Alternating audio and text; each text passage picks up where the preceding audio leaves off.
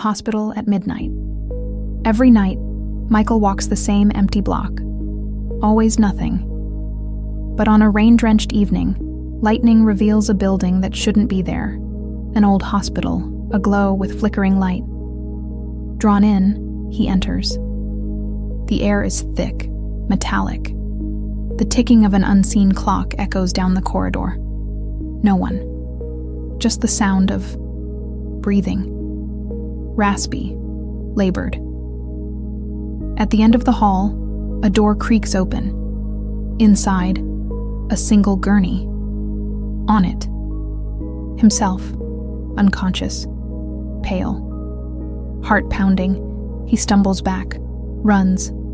The hall's now stretching like a maze. Outside, the hospital vanishes into the rain. By morning, the block is bare again. But in every mirror he passes, he sees himself in a hospital. Gown, eyes closed, breath shallow, and the world around him, just slightly slower, as if he's the one dreaming. The book that read Heron, a forgotten corner of a rain-soaked alley. Emily finds a book with no title, resting atop a velvet chair in a shop that wasn't there yesterday. The first page reads, Emily wakes with a jolt, clutching a strange book. She chuckles, coincidence. But the second page turns itself. She tries to put it down, but it clings to her thoughts. That night, she tosses it into the fireplace. Crackling flame, acrid smoke. The next morning, it's back dry, waiting on her nightstand. Pages turn faster now, whispering her breath, echoing her heartbeat. Then, the final line appears in blood-red ink. Now, Emily writes me. Her hand trembles. She looks up and sees her name vanish, replaced by yours. The Blue Door Sect. Ethan receives a folded flyer on the subway floor. Awaken the truth. Tuesday, midnight. Location upon arrival. He goes. Curiosity, or something else, pulls him. An old house, peeling paint. A blue door that hums faintly, like breath. Inside, candles flicker, shadows stretch unnaturally, figures sit in silence, blindfolded, breathing in unison. A voice, delicate and brittle as ash, whispers, "If you enter." There is no leaving. Ethan turns, panic swelling, but the blue door is gone. Only smooth wall where it once stood. Behind him, a breath close to his ear. "Welcome home, brother!" His pulse pounds. "I've never..." But the smell of wax, the rhythm of breath. The floorboards beneath him, he knows them, and on the wall behind the altar, etched in smoke. Return, 47. He isn't here for the first time. He's here again. The man who remembers tomorrow. Since childhood, Michael has had memories of things that haven't happened yet. He avoids accidents, wins impossible bets, even saves lives. But then, the visions change. He sees himself, bleeding, hiding, crying, a name he doesn't know, a date, tonight. Time begins to slip. Clocks tick too loud, shadows stretch too long, and every reflection feels delayed. At midnight, the doorbell rings. A woman stands there, pale, familiar. "Hello, Michael," she says with a broken smile. "You finally caught up." She steps inside, and then he remembers. He died exactly 1 year ago, and this is just her memory of him. The Dream Detective. He solves crimes before they happen. In dreams, he sees fragments, faces blurred by fog, clocks ticking backward, whispers behind walls. But lately, it's always the same dream. The same face. His own. Detective Jack. Holloway starts chasing the impossible. His own murder. 3 days left. He scours alleys of memory, shadows stitched with déjà vu. Each night, the dream sharpens.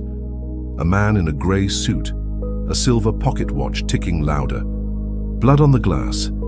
Then, on the third night, the ticking follows him into waking. He opens his eyes. The man stands at the foot of the bed, watch in hand, smiling.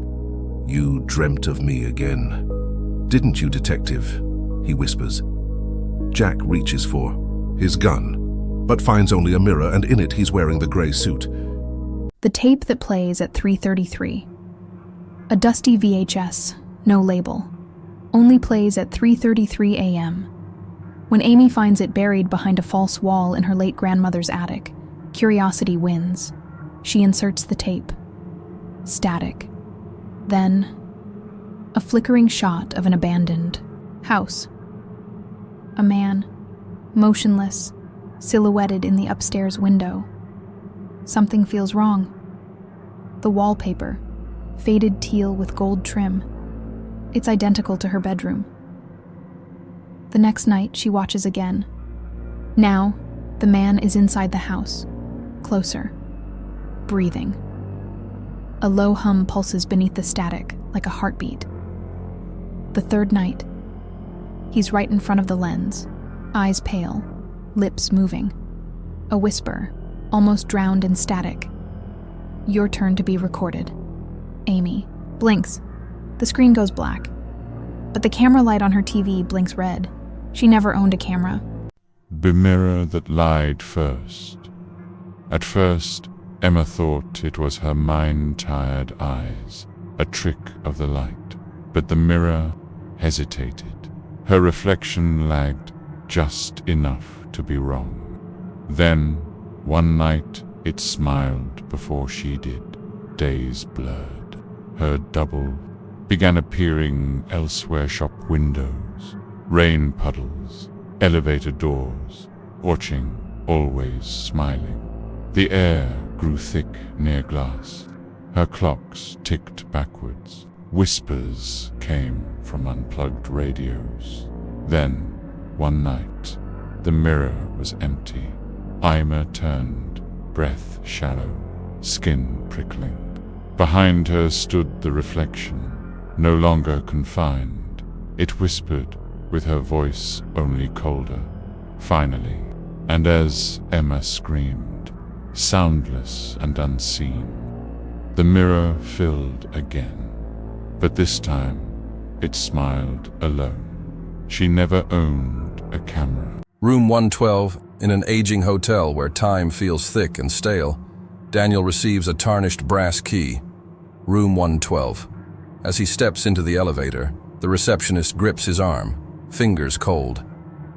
That room shouldn't exist. The doors close with a groan. The corridor stretches longer than it should. Light flickers like a heartbeat. He finds the door. Rust crusts the hinges. The key turns by itself. Inside, silence, dust, and a suitcase on the bed. He opens it. Inside, the clothes he's wearing, and a recorder. He presses play. "You've stayed here before, many times. You never leave." Then, the door slams shut. He runs to the window. Only darkness, no city, no sky. And in the mirror, his reflection blinks a moment after him. The lighthouse that turned inward. In a forgotten village stands a lighthouse that never ceases to turn, but its beam does not watch the sea. It sweeps the forest, slowly, deliberately, and when its cold light touches a house, someone inside vanishes. Tonight, it rests on Ethan's cottage. He hears it before he sees it. A low hum, like breath through a keyhole, and the ticking of a clock that no longer exists. Ethan runs, but the beam follows. Where it passes, color drains, sounds stretch thin, time folds like wet paper. He stumbles into the woods, into silence, and there, in a clearing, he finds the lighthouse. Not tall and distant, but small, broken, and buried beneath his childhood home. The light turns one last time. Ethan remembers. He never escaped. He never grew up. The lighthouse was never watching the forest. It was watching him. April 14th. Forever. April 14th. Always the same. Marianne wakes to the hollow chime of a broken clock. The air feels thinner, the colors paler. Each day faces turn away, voices wither into static. The sun drags across a bruised sky, slower, with each loop. And then, silence. The house, once warm, breathes cold against her skin. She moves through frozen streets, heart pounding in a world that forgets to beat. In the dust of a forgotten room, she finds a torn note clutched to a brittle doll. You died today. You just haven't accepted it. Her hands tremble. Walls ripple like water. And as the last light flickers out, the calendar peels itself back. April 14th. Again. I hope you enjoyed this video. Please subscribe to the channel, leave a like and share your suggestions for future videos in the comments. Thank you for watching and see you next time.